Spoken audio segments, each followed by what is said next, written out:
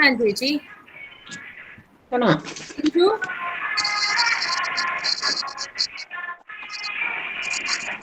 ചേച്ചി ഒന്ന് മ്യൂട്ട് ചെയ്ത് വെക്കണം. ആരയിൽ നിന്നാണോ എന്ന് അറിയില്ല, എനിക്ക് നല്ല സൗണ്ട് വരുന്നുണ്ട്.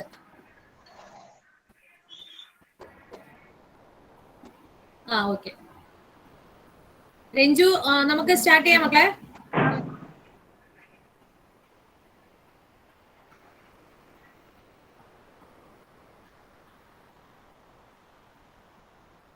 नमस्ते। हमारे हिंदी साहित्य को उन्नत बनाने के लिए अनेक कथाकारों ने योगदान दिया है। हर कलाकार का अपना महत्व होता है, लेकिन प्रेमचंद जी जैसे कथाकार हमारे देश को यानी हर किसी देश को बड़े सौभाग्य से मिलता है। तो आज प्रेमचंद जी के 141वीं जयंती पर KSMDB कॉलेज द्वारा आयोजित प्रस्तुत वेबिनार पे सबको मेरा हार्दिक स्वागत। सबसे पहले इस कार्यक्रम का शुभारंभ एक प्रार्थना से शुरू करने के लिए 5वीं छमाही की छात्रा अमृता जी को आमंत्रित करते।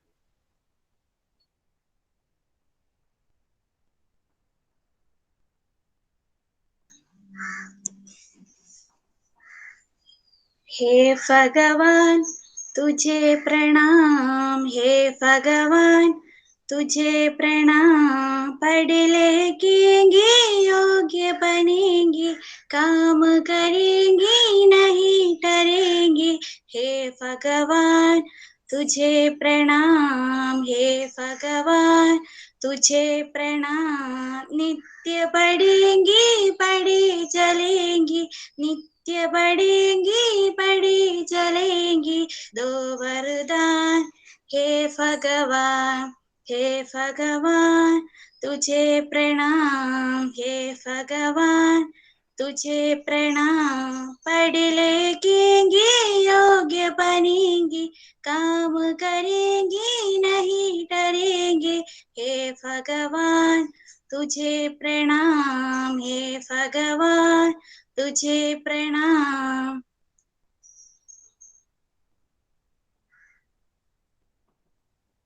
आगे स्वागत भाषण देने के लिए इस कार्यक्रम के संयोजिका एवं हिंदी विभाग की विभाग अध्यक्षा डॉक्टर धन्या एल जी को आमंत्रित करते। सबको नमस्कार। मुंशी प्रेमचंद जी ने हिंदी कहानी एवं उपन्यास की एक ऐसी परंपरा का विकास किया जिसने पूरी सदी के साहित्य का मार्गदर्शन किया।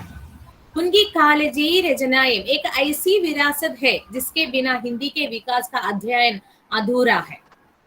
कथा सम्राट प्रेमचंद जी की 141वीं जयंती के उपलक्ष्य में कुंबलत शंकुपिल्ला मेमोरियल देवस्थान बोर्ड कॉलेज के हिंदी विभाग के प्रस्तुत कार्यक्रम में सबको स्वागत अर्पित करना मेरा कर्तव्य है। हमारे कॉलेज के प्राचार्य डॉक्टर मिनी चंद्रन जी के अभाव में आज का कार्यक्रम का उद्घाटन भी हमारी आज की मुख्य वक्ता डॉक्टर सुमा जी करूंगी। मुख्य काम की वजह से Mini ji out of station है, फिर भी इस वेबिनार के लिए उन्होंने सारी शुभकामनाएं दी हैं। आज के वेबिनार का विषय है कथाकार प्रेमचंद। इस वेबिनार के उद्घाटन एवं मुख्य भाषण देने यहाँ आज हमारे साथ यहाँ उपस्थित हैं डॉक्टर सुमा जी। उन्हें स्वागत करने के पहले मैं आपका परिचय देना चाहती हूँ। सुमा जी पालक्काड विक्टोरिया कॉलेज की हिंदी विभाग के सहायक आचार्य का पद अलंकृत कर रही हैं। इससे पहले आप यूनिवर्सिटी कॉलेज तिरुवनंतपुरम में काम करती थी। इसके अलावा आपने निम्न पद भी अलंकृत कर रहे हैं। अखिल भारतीय हिंदी अकादमी तिरुवनंतपुरम के सदस्य, शोध सरोवर पत्रिका के सह संपादिका, साथ ही आप अच्छी लेखिका एवं कवयित्री भी हैं। ढेर से अधिक आलेख भी आपने लिखा है। सुमा जी मेरी दीदी समान है जी। मैं आपको हृदय पूर्वक इस वेबिनार में स्वागत करती हूँ। धन्यवाद।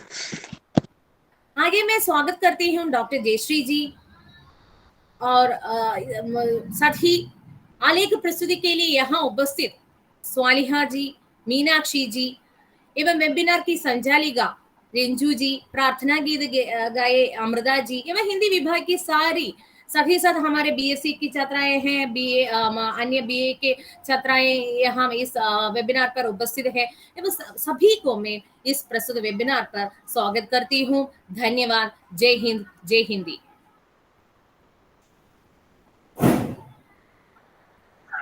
धन्यवाद धन्या जी। किसी वजह से आज हमारे कॉलेज के प्राचार्य हमारे साथ जुड़ नहीं पाए, तो उनके अभाव में उद्घाटन भी हमारे मुख्य वक्ता ही कर रहे हैं। तो आगे उद्घाटन करने एवं मुख्य भाषण देने के लिए पालक्काड विक्टोरिया कॉलेज के सहायक आचार्य डॉक्टर सुमा ए जी को आमंत्रित करती हूँ।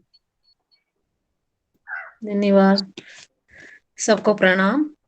KSMTB कॉलेज शास्तांकोटा के हिंदी विभाग द्वारा प्रेमचंद जी के 131वीं जयंती के सिलसिले में आयोजित यह जो संगोष्ठी है या वेबिनार है, इसका उद्घाटन करने वाली थी आपके प्राचार्य डॉक्टर मिनी चंद्रन जी, और धन्या ने कल ही मुझे बताया कि वो यहाँ उपस्थित नहीं है, तो ये उद्घाटन का जिम्मेदारी भी मेरे सिर पर ही आ गई। तो मैं क्या कहूँ, आपके ये प्रयत्न बहुत ही सराहनीय है। मैंने पहले सोचा था कि आपका जो विद्यालय है वो वहाँ सिर्फ क्या है सेकंड लैंग्वेज के छात्र ही पढ़ते हैं, लेकिन धन्या ने कल ही मुझे बताया कि वहाँ डिग्री तक है। हालांकि वहाँ हम 2 ही अध्यापिका हैं, ये बात तो मुझे पहले से ही मालूम थी, लेकिन मैं ऐसे अचंभे में पड़ गई कि 2 अध्यापिका कैसे संभालती होगी इतने बड़े डिग्री कॉलेज को। तो दोनों ही मेरे खास दोस्त है, जयश्री भी और धन्या भी। धन्या से मेरा परिचय जब मैं कॉलेज में पढ़ती थी, वो मेरे जूनियर थी, और जयश्री जी से भी मेरा परिचय है, वो काफी बात में है, लेकिन हम तो मित्र है, ये दोनों हमारे मित्र है। तो धन्या ने जब बुलाया भाषण के लिए, तो मैं उनके बुलावे को टाल नहीं पाई, इसलिए ही हामी भर दी। हालांकि प्रेमचंद तो आपके प्राचार्य की अनुपस्थिति में मैं अपने ऊपर ये थोपी गई, यही कहूंगी मैं, वो जिम्मेदारी, उद्घाटन की जिम्मेदारी भी मैं निभाती हूँ, और औपचारिक रूप से इस संगोष्ठी का या वेबिनार का उद्घाटन की घोषणा करती हूँ। तो आगे मैं अपने जो भाषण में नहीं कहूंगी, प्रेमचंद के बारे में अपना कुछ विचार मैं आपके सम्मुख प्रस्तुत करूंगी। तो प्रेमचंद के बारे में आप तो स्नातक के छात्राएं हैं, तो आप सभी जानते होंगे। जब हम 10वीं कक्षा से लेकर प्रेमचंद, जब हमें सेकंड लैंग्वेज के तौर पर या उपभाषा के तौर पर जब भी हम हिंदी पढ़ते थे, कहीं ना कहीं हम प्रेमचंद के नाम तो सुनते ही आए हैं। तो प्रेमचंद के बारे में काफी कुछ आप जानते होंगे। तो आपकी जानकारी थोड़े बढ़ाने की जिम्मेदारी मैं नहीं उठा पाऊंगी, आपकी जानकारी को एक दोहराव देने की प्रयत्न मैं जरूर करूंगी। तो प्रेमचंद को आप सभी जानते हैं। उनके जीवन की 41वीं जयंती हम बना रहे हैं। तो प्रेमचंद 1.5 साल पुराने हैं, ऐसा हम कह सकते हैं, लेकिन उनकी कहानियों की प्रासंगिकता आज भी है।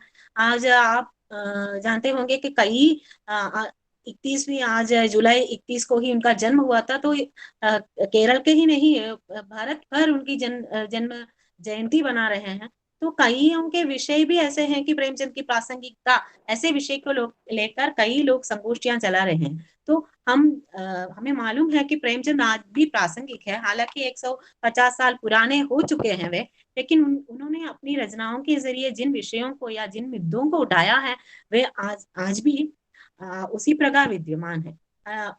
उन्होंने अपनी जीवनी में कहीं कहा है कि नौकरी मिलना उस जमाने में भी बहुत ही मुश्किल है, ऐसा एक वाक्य उन्होंने कहा है। तो 150 साल पहले इतनी मुश्किल है, तो आप सोचिए आज कितना मुश्किल होगा। तो उन्होंने जिन मुद्दों को अपनी रचनाओं में उठाया है, वो आज के भारत में आज भी हमारे स्वतंत्रता के पहले के लेखक है वे। स्वतंत्रता की सपना देखकर ही उनकी मृत्यु हुई थी। स्वतंत्रता देखने का शुभ अवसर उनको क्या है प्राप्त नहीं हुआ था, से पहले ही उनकी मृत्यु हुई थी। फिर भी स्वतंत्रता की जो कामना वो करते थे, या स्वतंत्रता के पूर्व भारत की जिन हालातों की वर्णन उन्होंने अपनी रचनाओं में की, वो हालात आज भी हमारे भारत में बिल्कुल बरकरार है। 150 साल के बाद भी हम क्या है आगे नहीं बढ़ पाए हैं प्रेमचंद की समस्याओं से। इसलिए ही हम उन्हें आज भी प्रासंगिक मानते हैं। उनकी रचनाओं का पुनर्पाठ हम करते हैं और नए नए आयामों को उन पुनर्पाठों से हम खोज निकालते हैं। तो मैं अपने विषय की ओर आ जाती हूँ। कथा साहित्य एक आधुनिक 19वीं सदी में जन्मी एक नई विधा है। आप सभी जानते होंगे कि गद्य का विकास तो 19वीं सदी में ही हुई थी और ये तो पश्चिम से आया हुआ एक विधा है। जैसे उपन्यास हो, कहानी, गद्य विधा पश्चिम के अनुकरण में ही यहाँ भी हुई थी। तो उपन्यास हो, कहानी हो, निबंध हो या फिर गद्य की सभी विधाएं पश्चिम का अनुकरण में ही हुई थी। और एडगर एलन पोए ने जो कहानी या छोटी कहानी की जो लेखकथा की क्या है डेफिनेशन देते हुए या व्याख्या करते हुए उन्होंने कहा कि कथा ऐसी होनी चाहिए या लघु कथा ऐसी होनी चाहिए जो एक खंडे या 2 खंडों के अंदर समाप्त हो जाए, ऐसी परिभाषा उन्होंने दी है। लेकिन प्रेमचंद ने अपने कुछ विचार नामक निबंध में इसे आगे बढ़कर यह भी कहा कि कहानी के लिए उन्होंने अपने कुछ विचार नामक निबंध में आख्यायिका शब्द का ही प्रयोग किया है। और उन्होंने अपने आख्या विचार में या कहानी के बारे में अपना विचार प्रस्तुत करते हुए प्रेमचंद जी कहते हैं कि कहानी ऐसी होनी चाहिए जो आधे खंडे में पढ़ी जा सके और उसका विषय जो है वह प्रासंगिक होनी चाहिए और उसकी भाषा जो है वह सरल और सुबोध होनी चाहिए। ऐसे कुछ अपने जो विचार है कहानी के बारे में वो विस्तार से उन्होंने अपने शायद 2 लेखों में व्यक्त किया है, कुछ विचार नामक निबंध में। तो ऐसे ही अपने विचारों के अनुरूप ही उन्होंने अपनी लगभग सभी कहानियों की रचना की है। और प्राचीन काल से लेकर आधुनिक काल तक आते आते उनके विचार में कहानियों में आधुनिक काल मतलब प्रेमचंद के जमाने के आधुनिक काल है। प्रेमचंद जब लिखते थे तब की बात वो कहते हैं। प्रेमचंद बताते हैं कि विषय में भी काफी परिवर्तन आया है। पहले कहानी की जो विषय रही थी मनोरंजनात्मक या ऐतिहासिक परियों की कहानी थी, जैसे फारसी कहानियों के अनुकरण में। लेकिन प्रेमचंद के जमाने तक आते आते कहानियों के विषय में भी बदलाव आया।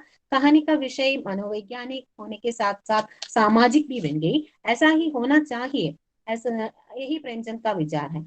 और वे कहानी के संबंध में यह भी कहते हैं कि सबसे उत्तम कहानी यह होनी चाहिए जिसमें कहीं ना कहीं किसी भी मनोवैज्ञानिक तथ्य का उद्घाटन हो। सबसे उत्तम कहानी में कोई मनोवैज्ञानिक तत्व का उद्घाटन करना वे चाहते थे। और इसलिए ही वो कहते हैं सबसे बुरा आदमी भी बुरा नहीं होता, उसमें भी कहीं ना कहीं देवत्व छिपा रहता है। ऐसा ही प्रेमचंद कहते हैं, बुरा आदमी भी बिल्कुल बुरा नहीं होता, उसमें कहीं देवत्व छिपा रहता है। उस देवत्व को ढूंढ निकालना हर कहानीकार का कर्तव्य है, इसलिए कहानी को मनोवैज्ञानिक बनाना चाहिए। ऐसा ही प्रेमचंद कहानी के संबंध में अपने विचार व्यक्त करते हुए कहा है। तो आगे हम देखते हैं कि अपने जीवन के संबंध में प्रेमचंद का क्या विचार है। प्रेमचंद लेखक कैसे बन गए, इसके बारे में सोचने पर हमें मालूम होगा कि प्रेमचंद के लेखक बनने के पीछे जो है उनकी जो पूरी जिंदगी की जिम्मेदार रही होगी, ऐसा हमें पता चलता है। क्योंकि अब मेरा जीवन नामक अपने आत्मकथात्मक लेखन में उन्होंने बताया है कि मेरा जीवन जो है वह सपाट समतल मैदान जैसा है, जिसमें गड्ढे तो हैं और क्या है, गड्ढे तो है मगर टीले, घने जंगलों और पर्वतों का बिल्कुल अभाव है। जो सज्जन पर्वतों की सैर करने के शौकीन है उन्हें यहाँ निराशा ही मिलेगी, ऐसा ही प्रेमचंद ने कहा है। क्योंकि उन्होंने स्वयं अपने जीवन को सीधा साधा जीवन कहा है। इसके पीछे शायद उनका बड़प्पन ही होगा ऐसा कहने के पीछे, लेकिन उनके जीवनी जो किसने मदन गोपाल द्वारा लिखे कलम का मजदूर नामक जीवनी पढ़ने से और स्वयं प्रेमचंद के बेटे अमृत राय द्वारा लिखे गए क्या है कलम का मजदूर नामक उनके जीवनी पढ़ने से हमें मालूम होगा कि उनका जीवन जो है बिल्कुल सपाट समतल मैदान जैसा नहीं रहा है। उसमें क्या है, गड्ढे तो कहीं है, वो प्रेमचंद ने भी स्वीकार किया है। गड्ढे के साथ क्या भी है, पर्वत भी है और घने जंगल भी है। इस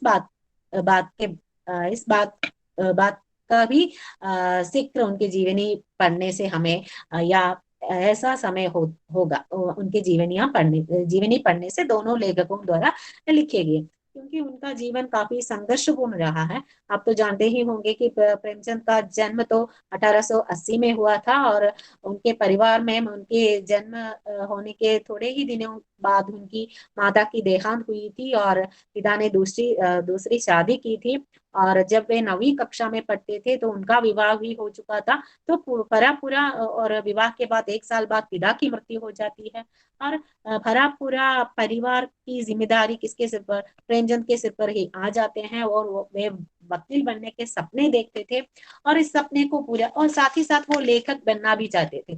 तो यहाँ एक जगह पर वे बताते हैं कि संपूर्ण जीवन अभावों से ही अभावों पर ही जीवन थी। इस अभाव की पूर्ति वो कैसे करते थे आपको मालूम है? वो ऐसे करते थे परियों और क्या है और राजाओं की कहानी पढ़कर, जो उर्दू में उस समय, उर्दू फारसी लिपि में उस समय लिखी गई कहानियां पढ़कर, उस कल्पना लोक में विचरण करके अपनी आभाओं की पूर्ति उन्होंने की है। ऐसा उन्होंने अपनी जीवनी में नहीं, कलम का सिपाही पढ़ने से हमें मालूम होगा। तो इस प्रकार उनकी जो परिवेश है, जिस कठिन हालातों से वे गुजरे हैं, उन परिवेशों ने ही उन्हें निखारा और कहानीकार बनने में उन्हें क्या है सहायता प्रदान की। आगे वो पढ़ने वकील बनना चाहते थे, लेकिन वकील तो नहीं बन सके, लेकिन अध्यापक बनने में सफल हुए, और डेप्यूटी या है शिक्षा विभाग में उच्च अफसर तक वे बन गए। लेकिन बाद में वो गांधी जी की भाषणों से पहले वे तिलक के पक्षधर थे, क्रांतिकारी विचार रखने वाले थे, लेकिन गांधी जी के आने के बाद वे गांधीवाद से प्रभावित होकर अपनी नौकरी से भी इस्तीफा देकर संपूर्ण जीवन नहीं, आगे का जो जीवन है वो सिर्फ लेखन कार्य में ही उन्होंने व्यतीत कर दिया, अपने लेखन कर्म में ही उन्होंने व्यतीत कर दिया था। तो लेखक बनने के बाद क्या है, प्रेमचंद की पहली रचना कौन सी है, इसके संबंध में भी काफी विवाद है। क्योंकि प्रेमचंद ने ही, निराला की तरह प्रेमचंद ने ही कई जगहों पर अपनी पहली रचना के जो रचना वर्ष है, इसके संबंध में कहीं कहीं क्या है अलग अलग बयान दिए हैं। एक जगह उन्होंने कहा है कि मेरी पहली रचना जो है 1904 में निकली, और 1900 क्या है 6 में मैंने प्रेमा लिखकर सौंपी, ऐसा उन्होंने अपने मित्र दया नारायण निगम को लिखे थे। एक चिट्ठी पत्री में ऐसा एक विचार उन्होंने प्रस्तुत किया है। और एक और बयान में उन्होंने कहा है कि 106 में एक नॉवल मैंने लिखा है, ऐसा भी उन्होंने कहा है। लेकिन उनके पुत्र अमृत राय भी यह साबित कर ये मानते हैं कि उनकी पहली रचना के वर्ष के संबंध में उलटफेर के कारण, क्या फिर अपने उनकी याददाश्त की कमी के कारण शायद इस प्रकार प्रेमचंद ने अलग अलग बयान दिए होंगे, ऐसा ही पुत्र अमृत राय का कहना है। और वे बताते हैं कि उनकी जो पहली कहानी है उसके संबंध में ठीक रूप से अमृत राय कहते हैं कि उनकी जो पहली कहानी है वो 1907 में ही निकला है, पहले कहानी संग्रह। उससे पहले ही वो प्रेमा नामक उपन्यास लिख चुके थे, लेकिन पहले कहानी संग्रह जो है, कहानी छोटी कहानी लिखी होंगे, लेकिन संग्रह के रूप में 1907 में निकला सोजे वदन, जिसके बारे में आप सभी जानते होंगे। वही पहला कहानी संग्रह है। सोजे वदन को अंग्रेज सरकार ने भी जब्त कर लिया था, इसके बारे में भी आपको पता है, क्योंकि अंग्रेज सरकार ने इस पर यह आरोप लगाया है कि इसमें क्या है, सेडिशन भरा हुआ है, मतलब अंग्रेजों के विरुद्ध, अंग्रेज शासन के विरुद्ध इसमें कुछ बातें ऐसी कही गई है, इसलिए उस पुस्तक को जब्त कर लिया गया था। और उस किताब की सबसे प्रसिद्ध कहानी है जीवन का अनमोल रत्न, उसकी कहानी है, प्रसिद्ध कहानी है, दुनिया का, जीवन का नहीं, दुनिया का सबसे अनमोल रत्न। इस कहानी में सोजेवदन संग्रह की एक कहानी है, दुनिया का सबसे अनमोल रत्न। इस कहानी में प्रेमचंद यही बताते हैं कि दुनिया का सबसे अनमोल रत्न वह है जो देश की स्वतंत्रता में शहीद होते वक्त गिराए गए क्या है, शहीदों से गिरे गए आंसुओं की नहीं, रक्त की बूंद ही सबसे अनमोल रत्न है। जीवन का सबसे अनमोल रत्न वही है, स्वतंत्रता के लिए बहाए गए रक्त, ऐसा ही उन्होंने बताया है। और उनकी जो अंतिम कहानी संग्रह जो है उसमें भी समर यात्रा है उनका अंतिम कहानी। हालांकि जब्त का क्या है, पहले जोजे वदन को जब्त करने के बाद प्रेमचंद, आपको मालूम है प्रेमचंद पहले नवाब राय नाम से लिखते थे, और उनका वास्तविक नाम तो माता पिता का दिया हुआ नाम तो धनपत राय था, वे नवाब राय के नाम से लिखते थे। लेकिन सोजे वदन की जब्त कर देने के बाद उनके मित्रों ने सलाह दी कि ऐसा लिखना आगे नहीं लिख पाओगे, आगे नहीं लिखूंगा, ऐसा कहकर ही अंग्रेज अधिकारियों के पास से वे मुक्त होकर बाहर निकले थे, और अंग्रेज सरकार ने सोजे वदन की सभी प्रतियां जला दी गई थी। इसलिए अपनी नवाब राय नाम से आगे लिखने में प्रेमचंद को समस्या मालूम हुई। इसलिए उन्होंने क्या किया, अपने मित्रों के सलाह के फलस्वरूप, या दया नारायण निगम जमाने के संपादक ऐसा ही बताया जाता है, उनके सलाह पर अपना नाम बदलकर प्रेमचंद नाम, हालांकि यह नाम प्रेमचंद को भी पसंद आया था और उन्होंने वही नाम लेकर आगे की रचनाएं की थी। और उनकी जो अंतिम कहानी है समर यात्रा, इसका भी जो विषय है वो भी स्वतंत्रता की सपना ही, स्वतंत्रता संग्राम या स्वतंत्रता मिलने की सपनों की कहानी है। ये कौन सी कहानी, अंतिम कहानी समर यात्रा में ही। इसी प्रकार पहली और अंतिम कहानी में प्रेमचंद ने भारत की स्वतंत्रता प्राप्ति की सपना लेकर ही लिखी थी।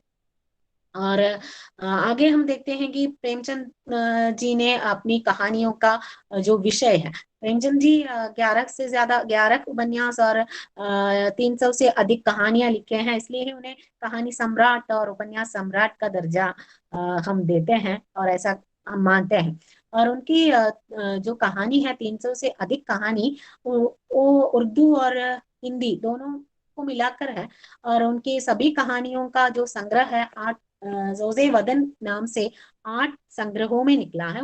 उसमें उनकी सभी कहानियों का संग्रह है। और उसके बाद जोजे वदन के बाद भी एक संग्रह निकला है, उसका नाम क्या है, सोजे वदन नहीं, मानसरोवर, सॉरी नाम तो गलत ही बताया था। मानसरोवर के 8 संग्रहों में उनकी लगभग सभी कहानियां उसमें संकलित है। और उसके बाद एक कहानी गुप्तदान नामक एक कहानी संग्रह, गुप्तधन नामक एक कहानी संग्रह निकली, और उसमें उनके अप्रकाशित कहानियों को इकट्ठा करके प्रकाशित किया गया संग्रह है गुप्तधन।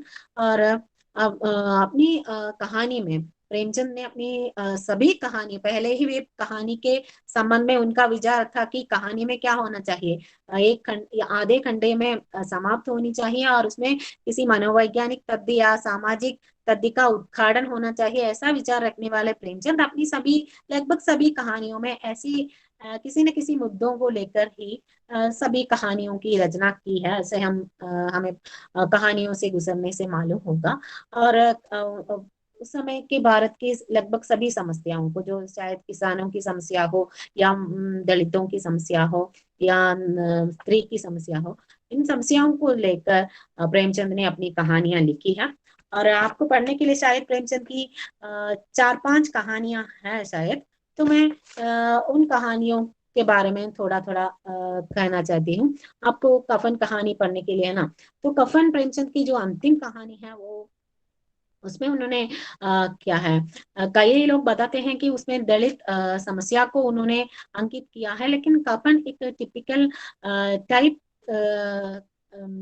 ऐसी कहानी है जिसमें दलित समस्या का अंकन तो है, लेकिन कई दलित लेखक आरोप लगाते हैं कि प्रेमचंद अपने लेखन में दलितों को ऐसे निरीह और निस्सहाय रूप में चित्रित करते हैं। उन्हें क्या है, उनकी संघर्ष को वो तो चित्रित करते ही हैं, लेकिन उनके पक्ष में वे नहीं लिखते। इसलिए प्रेमचंद को दलित लेखक मानना गलत है, वो ब्राह्मणवादी है, ऐसा भी आरोप कई आलोचक लगाते हैं।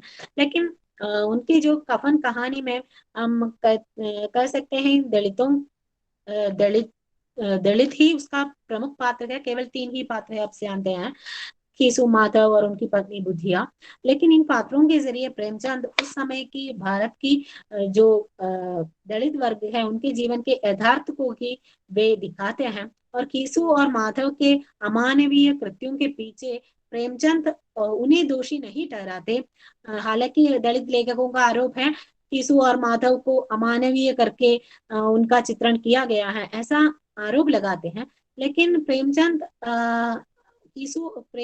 अपना पक्ष कीसु और माधव के पक्ष को लेकर ही कफन लिखा है, ऐसा हमें मालूम होगा। क्योंकि एक जगह वे बताते हैं कि कीसु आपको मालूम है कीसु काम करने के लिए नहीं जाता है, बेटा जो है अपने पिता की तरह एक दिन काम करता है तो 2 दिन आराम करता है, ऐसा उन्होंने लिखा है। इनके पीछे क्या है, जमाने को ही वो दोषी ठहराते हैं। जिस जमाने में क्या है, रात दिन मेहनत करने वाले किसानों की दशा उनकी दशा से बहुत कुछ बेहतर नहीं, और किसानों की तुलना में जो लोग किसानों के निरीहता का फायदा उठाते हैं, वे लोग अधर्थ जो सामंत लोग हैं, वे लोग ज्यादा संपन्न हैं।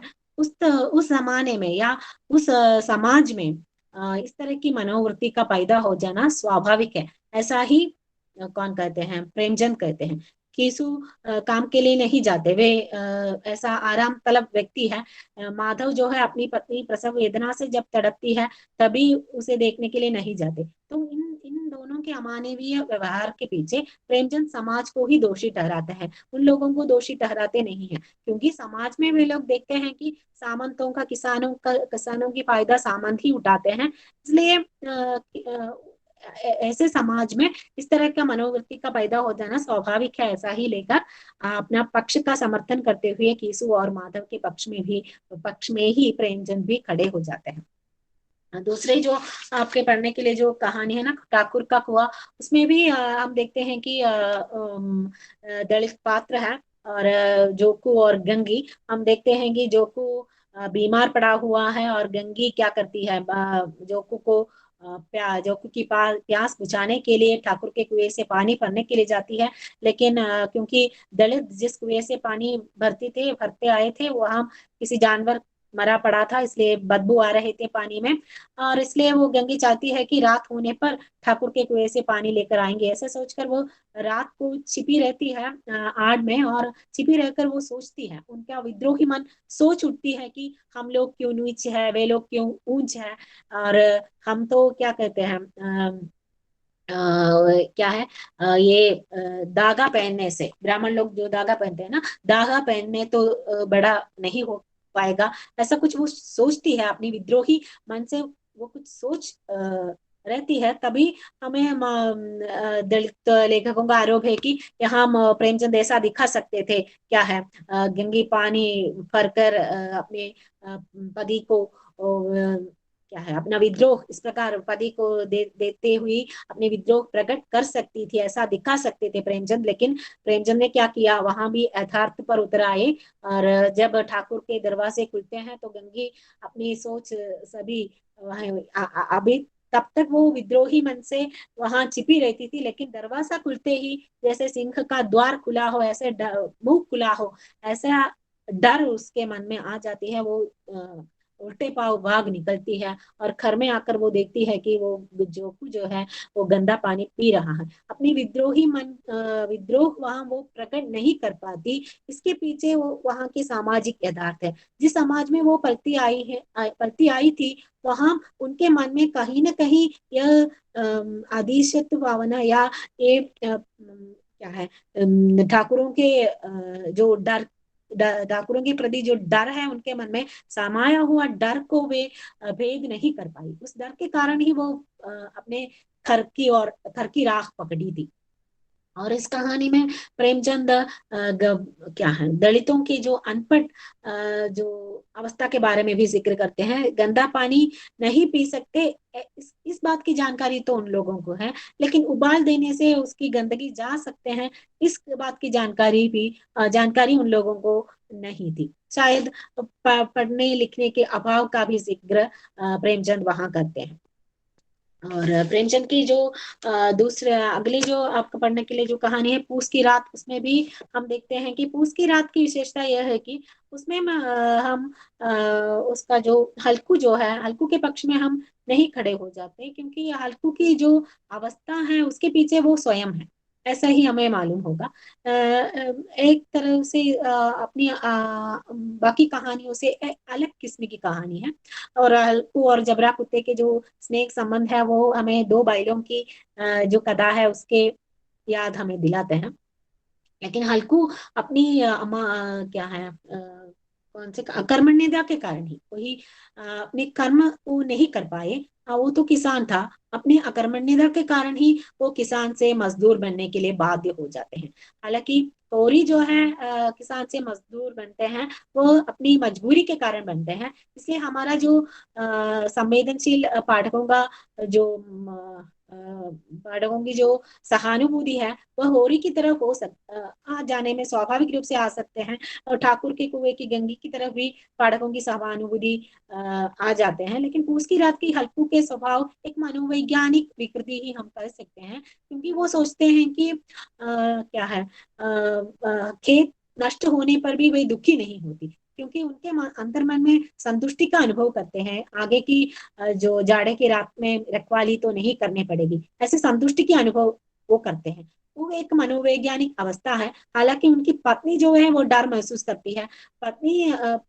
उनकी पत्नी जो है वो उनकी मनोवृत्ति तो बिल्कुल गोदान की धनिया की मनोवृत्ति जैसी मनोवृत्ति रखने वाली है। वो बिल्कुल किसान की पत्नी की मनोवृत्ति वो रखती है। लेकिन हल्कू जो है वो पक्का किसान नहीं है। इसलिए ही उनकी क्या है अकर्मण्यता के कारण ही वो किसान से मजदूर बनने के लिए बाध्य हो गए हैं।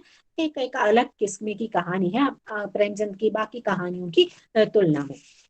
और आगे की एक कहानी है आपको पढ़ने के लिए, जो कहानी है पंच परमेश्वर। उसमें वो पहला लिखा अन्य कहानियों की तुलना में प्रारंभिक अवस्था में लिखी गई कहानी है प्रेमचंद की। उसमें दो मित्रों की कहानी बताए गए हैं और एक आदर्श वादिदा उसमें आ जाते हैं।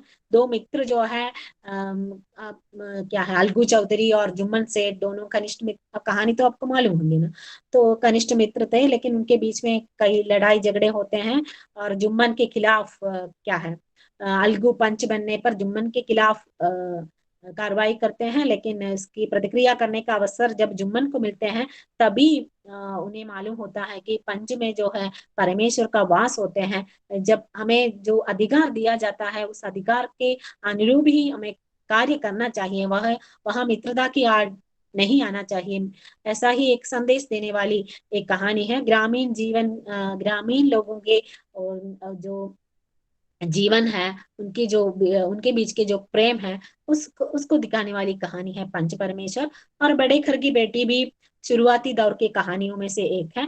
इसमें भी प्रेमचंद एक आदर्शवादिता हम देख सकते हैं और एक सम्मिलित परिवार की रक्षा करना उनका शायद इस रचना के पीछे उनका उद्देश्य रहा हो।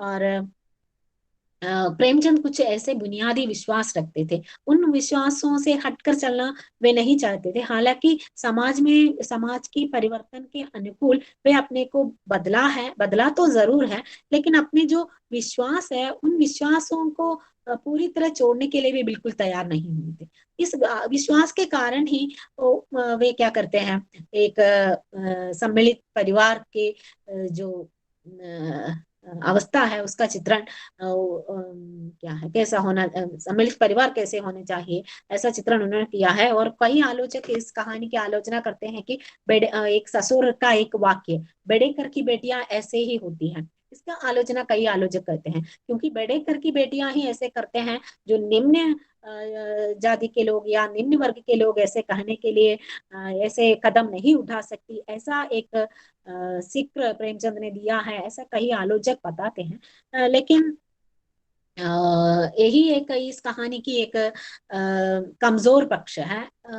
एक ऐसा एक वाक्य प्रेमचंद ने वहां बताया था, बड़ेकर की बेटियां ऐसे ही होते हैं। शायद वो ससुर के मुंह से वो बात आते हैं, लेकिन कई आलोचक कहा है प्रेमचंद के अपने विचार है, ऐसा कहकर आलोचक उन पर दोषारोपण करते हैं। यही एक कमजोरी पक्ष इस कहानी को है। लेकिन इसके प्रेमचंद के पक्ष में पक्ष में लेकर हम बताएं तो हम यही कर सकते हैं कि कुछ अपने जो विचार जो हैं, अपने क्या है बुनियादी जो विचार है सम्मिलित परिवार और समाज के आदर्श का जो विचार वे रखते थे उसे वो तोड़ना नहीं चाहते थे। इसी कारण से ही शायद उन्होंने ऐसा कहा होगा, ऐसा हम कह सकते हैं। और फिर प्रेमचंद की आपको पढ़ने के लिए बस इतनी ही कहानियां हैं मेरे ख्याल से, तो मैं उन कहानियों के बारे में चंद शब्द ही कह पाई हूँ। तो प्रेमचंद की संपूर्ण रचनाओं में नजर दौड़ाने पर हमें मालूम होगा कि उनकी संपूर्ण रचनाओं में उन्होंने किसी न किसी समस्या को उठाने की कोशिश की है। और उन समस्या को, पहले तो वे आदर्शवादी थे ऐसा आलोचक बताते हैं। और एक हद तक वो सही है, क्योंकि आदर्शवादिता के कारण ही उन्होंने अपनी पहली रचनाओं में, खासकर वो उनकी जो दृष्टि जो है वह हमें उपन्यासों में नजर आते हैं। किसी न किसी सेवा सदन में या गबन में हम देखते हैं किसी न किसी समस्या को उठाते हैं और उस समस्या का समाधान भी वो ढूंढ निकालते हैं। समाज समाज परिवर्तन से या व्यक्ति के मन परिवर्तन से अपने समस्या का समाधान वे ढूंढ निकालते हैं अपनी सभी रचनाओं के जरिए। लेकिन अपने जीवन के अंत में आते आते वे यथार्थ की ओर आ जाते हैं और इस यथार्थ को पहचान जाते हैं कि समाज का ऐसा आदर्शवादी परिवर्तन बिल्कुल संभव नहीं है, ऐसा वो मान लेते हैं। और फिर वे यथार्थवादिता के धरातल पर आ जाते हैं। इसलिए कि प्रेमचंद अपने को यथार्थवादी भी नहीं कहे हैं, और कहीं उन्होंने अपने को आदर्शोन्मुख यथार्थवादी कहे हैं। और वहाँ कई आलोचक भी उन्हें ऐसा ही मानते हैं, वे आदर्शोन्मुख यथार्थवादी हैं। मतलब दोनों का समन्वय, आदर्शवाद और यथार्थवाद का समन्वय उन्होंने अपनी रचनाओं में, बिल्कुल अनेक रचनाओं में की है। लेकिन अंत तक आते आते आलोचक बताते हैं कि गोदान और कफन तक आते आते वे यथार्थवादी बन गए, ऐसा भी बताते हैं। लेकिन प्रेमचंद अपनी रचना का लक्ष्य बताते हुए, अपने रचना कर्म के बारे में या अपने जीवन के अंतिम लक्ष्य के बारे में बताते हुए अपने मित्र दया नारायण निगम से यही कामना करते हैं कि जब वे रोगशैया, आपको मालूम है अंतिम दिनों में 1936 55 56 साल तक ही वो जी सके, उसमें केवल 30 साल, करीब 30 साल तक ही वो, उनका लेखन कार्य करीब 30 साल तक चला। और अपने 36 तक आते आते या 35 के आसपास आकर वे बिल्कुल बीमार पड़ गए थे। तभी उन्होंने अपने मित्र को लिखे पत्र में उन्होंने बताया कि मेरा जीवन में अभी क्या है, कोई ज्यादा सपना नहीं है, पैसे के प्रति मेरा मोह भी नहीं है, मेरा पुत्रों के प्रति, हालांकि 2 पुत्र है उन्हें, एक पुत्री भी, अपने संतानों के प्रति भी मुझे मोह नहीं है।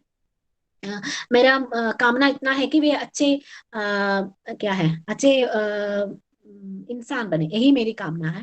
ऐसा बताते हुए अपनी अंतिम या अपनी जीवन इच्छा को व्यक्त करते हुए बताते हैं कि देश किसी न किसी तरह स्वतंत्र हो जाए। मैं अपना बाकी जो समय है, जो कुछ भी समय मेरा बचा हुआ है, उस समय मैं क्या करना चाहता हूँ, उस समय को मैं कुछ रचना कर्म के जरिए पूरा करना चाहता हूँ। ऐसी कहानियां या ऐसी रचनाएं करना चाहता हूँ जो जिसमें स्वतंत्रता के सपना हो या स्वतंत्रता के लिए लोगों को उद्बोधित करने वाले कहानियां मैं लिख सकूं। ऐसी कामना प्रकट करते हुए ही वे अंतिम जो पत्र है वही अपने मित्र को लिखते हैं। तो स्वतंत्रता की कामना करते हुए प्रेमचंद की मृत्यु आपको मालूम है 1936 में हो जाते हैं। और करीब 150 साल तो बीत गए, पर 140 साल तो बीत गए हैं उनकी मृत्यु के बाद। लेकिन आज भी प्रेमचंद उतना ही प्रासंगिक है जितना अपने समय में। हर लेखक की प्रासंगिकता, हर लेखक प्रासंगिक है, क्योंकि लेखक जो है वो क्या है, दिव्य दृष्टा होते हैं, ऐसा ही कहते हैं। आगे की जो दुनिया को देखने की क्षमता उनमें होती है। ऐसा जो कहावत, ऐसी जो कहावत है वो प्रेमचंद के लिए बहुत खरे उतरते हैं। इसलिए ही 150 साल के बाद भी हम प्रेमचंद को पढ़ते हैं और उन पर चर्चाएं करते हैं। उन्हें हम क्या है, सिलेबस में उनकी कहानियों को बार बार पढ़ते हैं और उन पर चर्चा करते हैं। इसलिए उनकी प्रासंगिकता कभी भी समाप्त नहीं होंगी। जो बच्चे आज यह सुन रहे हैं, जब वे अध्यापिका बनकर आएंगे तब भी शायद हिंदी की अध्यापिकाएं बनेंगे। मैं कामना करती हूँ कि सभी को अपने लक्ष्य पर क्या है, अपने अच्छे अच्छे ऊंचे ऊंचे लक्ष्य, जैसे अब्दुल कलाम ने रहते, सपने देखने में कोई कमी नहीं है, कमी आपको रखनी नहीं चाहिए, आप अच्छे अच्छे ओहदों पर पहुंच जाए, यही कामना करते हैं। तो तब भी आप क्या है, अगर शिक्षा के क्षेत्र में आप आप आएंगे तो आप उस समय भी आप यही कहानियां पढ़ेगी, तो पढ़ते वक्त आपको उसमें नए नए आयाम को खोज निकालना चाहिए, यही प्रासंगिकता है। उस समय शायद 25 साल बाद आप जब या 10 साल बाद या 25 साल बाद जब आप पढ़ाई के क्षेत्र में आएंगे, तो क्या है, शिक्षा के क्षेत्र में आ जाएंगे, तभी क्या होगा, उस समय की समाज में काफी बदलाव आ चुका होगा। तभी हमें हमें क्या करना चाहिए, इन कहानियों को बदले जमाने के अनुरूप पढ़ना चाहिए और नए नए आयाम उसमें ढूंढ निकालना चाहिए। यही एक पाठक का कर्तव्य है, यही एक अच्छे या विद्यार्थी का कर्तव्य है, या एक शिक्षक का कर्तव्य है, ऐसा मैं मानती हूँ। और इतनी देर तक सुनने के लिए सभी को धन्यवाद। धन्यवाद सुमा जी। आगे हम आलेख प्रस्तुति शुरू करते हैं। तो सबसे पहले गोदान उपन्यास की विशेषता विषय पर आलेख प्रस्तुत करने के लिए दूसरी छमाही की छात्रा स्वालिहा इनको आमंत्रित करती है।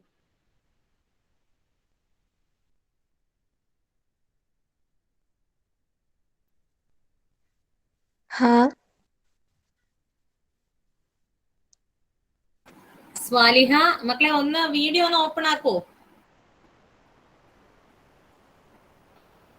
പറ്റുമോ? ഇച്ചിരി പറ്റുമെങ്കിൽ മതി. വീഡിയോ ഓൺ ആക്കിയാലേ റേഞ്ച് പ്രോബ്ലം ഉണ്ട്, എനിക്ക് ഇടയ്ക്ക് ശരി, കട്ടാവുന്നുണ്ട്. ശരി ശരി ശരി, കുഴപ്പമില്ല. ലാസ്റ്റ് ഒന്ന് ഓൺ ആക്കണേ, ഒരു ഫോട്ടോ എടുക്കാനാ കേട്ടോ മക്കളെ, ആ, ഓക്കെ. കഴിഞ്ഞതിന് ശേഷം. ഓക്കെ, തുടങ്ങട്ടെ? शुरू कीजिए. माननीय मुख्य अतिथि महोदय, आदरणीय प्रधानाचार्य, यहाँ उपस्थित सभी शिक्षकगणों और मेरे प्यारे सहपाठियों को मेरी सादर नमस्कार। आज हम सभी प्रेमचंद जयंती आचरण करने के लिए यहाँ आयोजित है। हिंदी साहित्य के लिए काम करने वालों में तमाम नाम है मुंशी प्रेमचंद। प्रेमचंद हिंदी के युग निर्माता कलाकार है और उन्होंने आधुनिक हिंदी कथा साहित्य के जनक माने जाते हैं। उन्होंने हिंदी उपन्यास और कहानी साहित्य को नए भाव और रूप प्रदान किए थे। प्रेमचंद गौर आदर्शवादी और उग्र यथार्थवादी नहीं थे। उन्होंने अपने अधिकतर उपन्यासों और कहानियों में ग्रामीण किसानों के जीवन का चित्रण किया है, इसलिए प्रेमचंद जी को किसानों का वकील कहते हैं। प्रेमचंद जयंती के इस अवसर पर मैं प्रेमचंद की गोदान उपन्यास की विशेषताएं पर एक छोटी आलेख प्रस्तुत करने की कोशिश करती है। उपन्यास सम्राट मुंशी प्रेमचंद की चिर अमर कीर्ति स्तंभ है गोदान। यह उनकी प्रौढ़तम कृति है। गोदान में प्रेमचंद का संपूर्ण जीवन अनुभव कर केंद्रित हो गया है। प्रेमचंद ने अपने जीवन के अंतिम पड़ाव में इस ख्यातिपूर्ण ग्रंथ की रचना की है। प्रेमचंद ने सन 1934 में गोदान लिखना प्रारंभ किया था और सन 1936 में इसका लेखन पूरा हुआ। प्रेमचंद का अंतिम और सबसे महत्वपूर्ण महाकाव्य है गोदान। इसने कुछ लोग उनकी सर्वोत्तम कृति भी मानते हैं। इसका प्रकाशन सन 1936 ईस्वी में हिंदी ग्रंथ रत्नाकर कार्यालय बॉम्बे द्वारा किया गया था। इसमें भारतीय ग्राम समाज एवं परिवेश का सजीव चित्रण है। गोदान ग्राम्य जीवन और कृषि संस्कृति का महाकाव्य है। इसमें प्रगतिवाद, गांधीवाद और मार्क्सवाद का पूर्ण परिप्रेक्ष्य में चित्रण हुआ है। गोदान औपनिवेशिक शासन के अंतर्गत किसान का महाजनी व्यवस्था में चलने वाले निरंतर शोषण तथा उससे उत्पन्न संघर्ष की कथा है। इसका नायक होरी एक किसान है जो भारतीय किसान का प्रतिनिधित्व करता है और उनकी वेदना पाठकों के मन में गहरी संवेदना भर देती है। गोदान होरी की कहानी है, उस होरी की जो जीवन पर मेहनत करता है, अनेक कष्ट सहता है। गोदान एक महाकाव्य है। वे ही उच्च कोटि के समझे जाते हैं जिनमें आदर्श तथा यथार्थ का पूर्ण सामंजस्य हो। गोदान में समांतर रूप से चलने वाली दो कथाएं हैं, एक ग्राम कथा और दूसरी नागरिक कथा, लेकिन इन दोनों कथाओं में परस्पर संबंधता तथा संतुलन पाया जाता है। ये दोनों कथाएं इस महाकाव्य की दुर्बलता नहीं वरन सशक्त विशेषता है। यह होरी की कहानी ही नहीं, उस काल के हर भारतीय किसान की आत्मकथा है। और यह गोदान किसान जीवन की त्रासदी का ज्वलंत दस्तावेज है। इसमें इसको गोदान को समस्त हिंदी साहित्य की अमूल्य निधि मानती है। इतना कहकर मैं समाप्त कर रही है। धन्यवाद। സോലിഹ ഒന്ന് വീഡിയോ ഒന്ന് ഓൺ ആക്കോ മക്കളെ.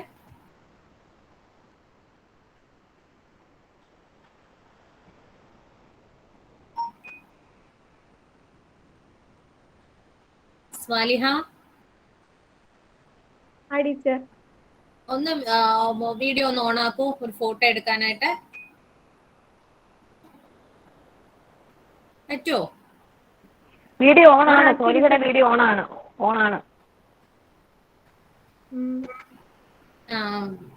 ഫേസ് വരുന്നില്ല. സ്വാലിഹയെ കാണാൻ പറ്റുന്നില്ല. ശരി, കുഴപ്പമില്ല. രഞ്ജു അടുത്ത ആളെ വിളിച്ചോ. आगे करबला नाटक का उद्देश्य विषय पर आलेख प्रस्तुत करने के लिए दूसरी हमारी की छात्रा मीनाक्षी बीएच को आमंत्रित करती है।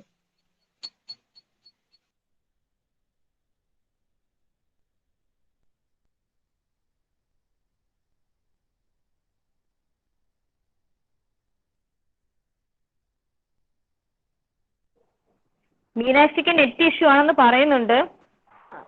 ആദ്യം പോലെ കേൾക്കാനൊന്നും പറ്റുന്നില്ല അയാൾക്ക്. അത് ക്ലിയർ ചെയ്തു. അയാളുണ്ട്, കേറിയിട്ടുണ്ട്.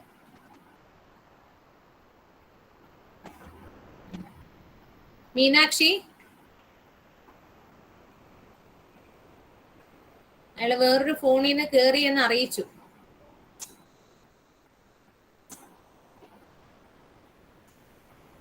മീനാക്ഷി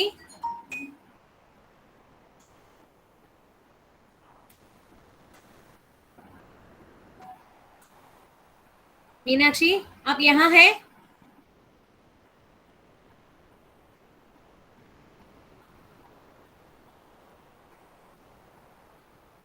मीनाक्षी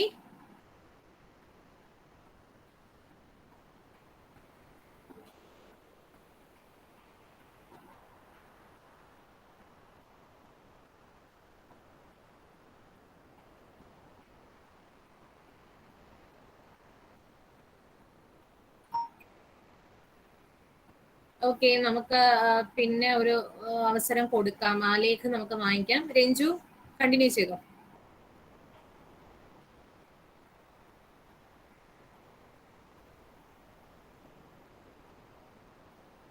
तो यहाँ ये आलेख प्रस्तुति के बारे में डॉक्टर सुभाष जी कुछ कहना चाहोगे?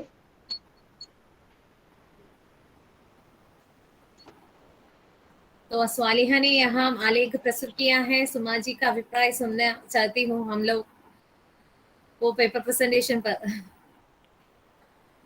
हाँ, सोलिहा की प्रस्तुति बहुत ही बढ़िया थी और गोदान के बारे में उन्होंने क्या है कुछ बातें कही. गोदान उनकी यथार्थवादी रचना है.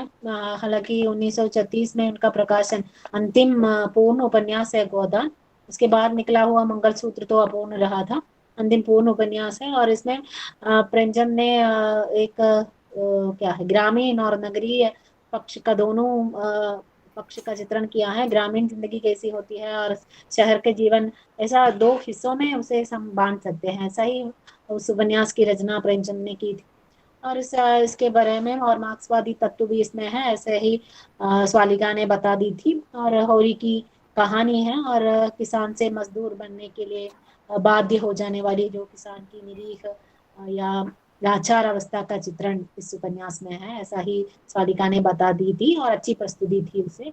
आगे भी वो ऐसे ही क्या है प्रपत्र प्रस्तुतियां करती रहे, ऐसे कामना करती है. धन्यवाद जी. धन्यवाद सुमा जी. आगे कृतज्ञता ज्ञापित करने के लिए हिंदी विभाग की सहायक आचार्य डॉक्टर जयश्री एस जी को आमंत्रित करती हूँ.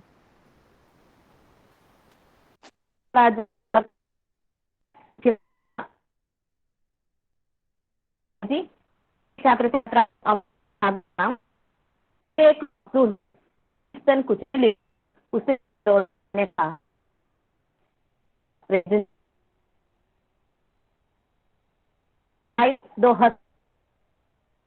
आते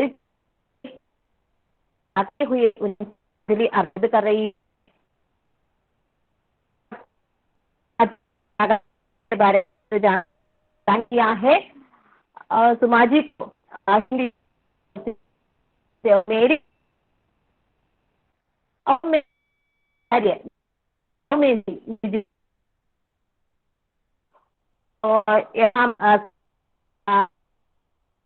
और अच्छी क्या है उनको भी धन्यवाद हूँ। और हम जो छात्र छात्राओं आप सब और मेरी